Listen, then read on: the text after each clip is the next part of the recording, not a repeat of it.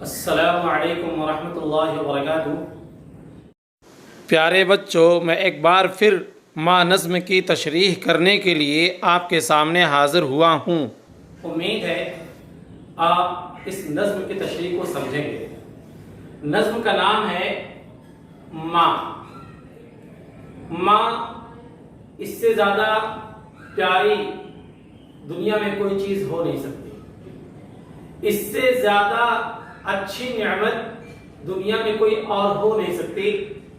ہم سب ماں سے محبت کرتے ہیں، پیار کرتے ہیں، ماں بھی ہم سے محبت کرتی ہے اور پیار کرتی ہے۔ اس نظم کے شاعر ہیں حسرت جے پوری۔ حسرت یہ جے پور جو راجستھان کی راجدھانی ہے، یہاں پیدا ہوئے اور ان کا انتقال 1999 میں ہوا۔ ایک بہت بڑے شاعر تھے۔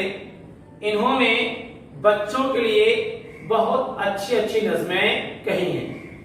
ایک نظم ماں کے عنوان پر بھی کہی ہے، یہ وہی نظم ہے۔ اس نظم میں ماں کی عظمت کو انہوں نے بیان کیا ہے۔ آئیے اب ہم ایک ایک شعر کی تشریح اور اس کا مفہوم سمجھنے کی کوشش کریں گے۔ شاعر کہتا ہے، ہر چیز مل سکے گی پر ماں نہیں ملے گی۔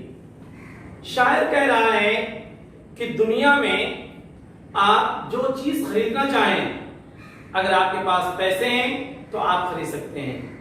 مال میں چلے جائیے، ایک ہی جگہ پہ تمام چیزیں دستیاب ہیں، میسر ہیں، آپ جو چاہیں وہ خرید کر کے گھر لا سکتے ہیں، پر ماں نہیں ملے گی۔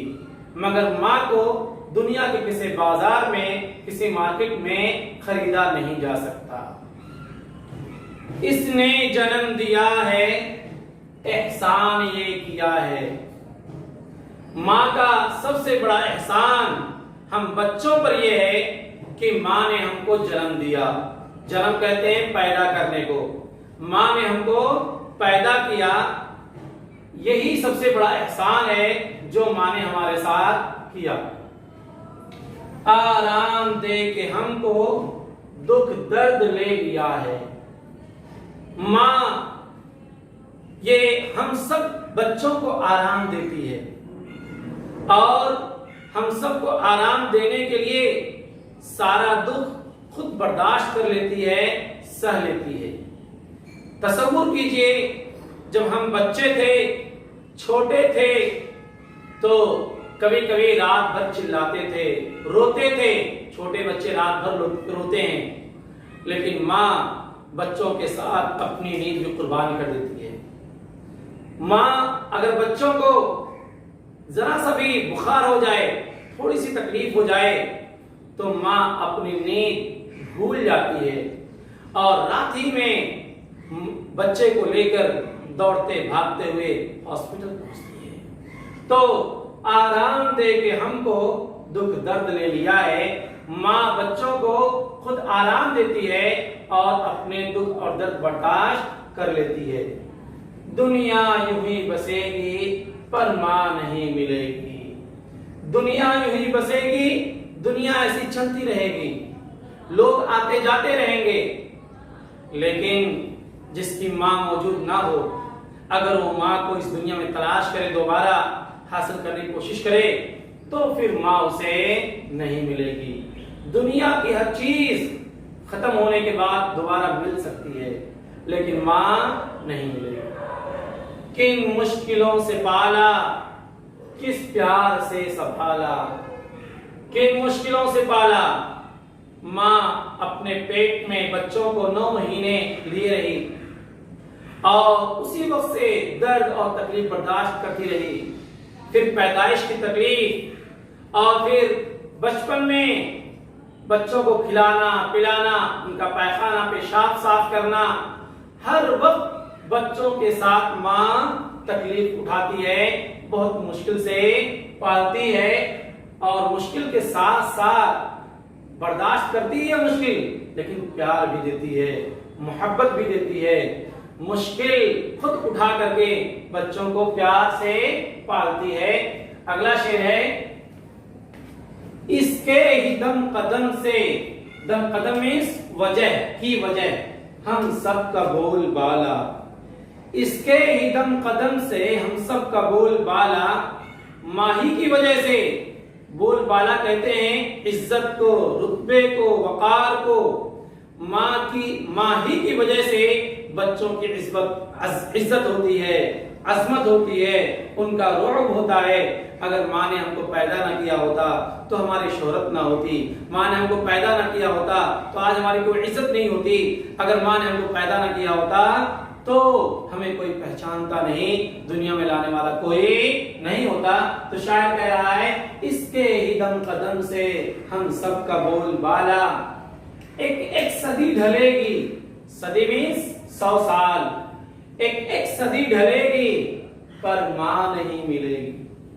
شاعر کہتا ہے دنیا چلتی رہے گی ایسے ہی، اور ایک آدمی، ایک بچہ اپنی ماں کو اگر تلاش کر رہا ہو، اس کی ماں کا انتقال ہو گیا ہو، تلاش کر رہا ہو، تو 100 سال تک وہ تلاش کرتا رہے، 100 سال گزر جائیں گے لیکن ماں اس کو دوبارہ ملنے والی نہیں ہے۔ ایک صدی ڈھلے گی پر ماں نہیں ملے گی، لازم ہے اس کی خدمت، لازم ہے اس کی عزت۔ اب شاعر ہم بچوں کو تنبیہ کر رہا ہے، کہہ رہا ہے دیکھو ماں کے احسانات بہت زیادہ ہیں بچوں پر، ماں نے دکھ سہے، درد سہے، تکلیف برداشت کی مگر بچوں کو آرام دیا۔ اب جو بچے تم بڑے ہو گئے تو اب دیکھ لو کیا ضروری ہے، لازم ہے، ضروری لازم ہے اس کی خدمت، ماں کی خدمت کیجئے، لازم ہے اس کی عزت، ماں کی عزت کیجئے۔ پاؤں تلے پاؤں تلے اسی کے ہے آدمی کی جنت۔ شاعر کہتا ہے، شاعر نے اس شعر میں اس حدیث کی ترجمانی کی ہے جس میں اللہ کے رسول صلی اللہ علیہ وسلم نے فرمایا ہے ماں کے قدموں تلے جنت ہے۔ شاعر نے اسی کی ترجمانی کرتے ہوئے کہا ہے پاؤں تلے اسی کے، اسی میں اس ماں کے پاؤں تلے آدمی کی جنت ہے۔ اس کا مفہوم کیا ہے؟ اس کا مفہوم یہ ہے کہ اگر ماں کی عزت کریں گے، ماں کی خدمت کریں گے، ماں کو خوش رکھیں گے، ماں کی بات کو مانیں گے، ماں کی فرمانبرداری کریں گے تو اللہ تعالیٰ اس بچے کو جنت دے گا۔ جو بچہ اپنی ماں کی عزت کرے گا، اپنی ماں کی خدمت کرے گا، اپنی ماں کی بات کو مانے گا، ایسے بچے کو اللہ تعالیٰ جنت دے گا۔ اور آخری شعر ہے محفل ہر ایک سجے گی پر ماں نہیں ملے گی۔ شاعر کہتا ہے کہ دیکھو جب تک ماں ہے اس کی قدر کر لو، اس لیے کہ ماں کے چلے جانے کے بعد پھر محفل سجتی رہے گھر پہ، عید کا فنکشن ہو، بقرعید کا فنکشن ہو، شادی کا فنکشن ہو، محفل کہتے ہیں چند لوگوں کا گھروں میں جمع ہونا کسی تقریب کے موقع پر، تو محفل سجتی رہے گی لیکن ماں کے انتقال ہونے کے بعد پھر ماں دوبارہ نہیں ملے گی۔ تو شاعر نے اس شعر میں بچوں کو یہ احساس دلایا ہے کہ دیکھو ماں ایک ایسی نعمت ہے کہ اس کے چلی جانے کے بعد، اس کے انتقال کر جانے کے بعد دوبارہ ماں ملنے والی نہیں ہے۔ اس لیے جب تک ماں زندہ ہے، تمہارے ساتھ ہے، تمہارے گھر ہے، تب تک ماں کی عزت کرو، ماں کی خدمت کرو، ماں کا ادب کرو، ماں کا لحاظ کرو، ماں کی بات کو مانو، ماں کو آرام پہنچاؤ، ماں کو تکلیف نہ پہنچاؤ۔ امید ہے کہ ہمارے بچے اس نظم کو یاد کریں گے، اور صرف یاد ہی نہیں کریں گے بلکہ جو عظمت ماں کے بارے میں اس نظم میں بیان کی گئی ہے اس عظمت کو اپنے دل میں بٹھائیں گے، اور ماں کو بہت بڑی دولت سمجھ کر کے جب تک ماں زندہ رہے گی ان کے حقوق ادا کرنے کی کوشش کریں گے۔ السلام علیکم ورحمۃ اللہ وبرکاتہ۔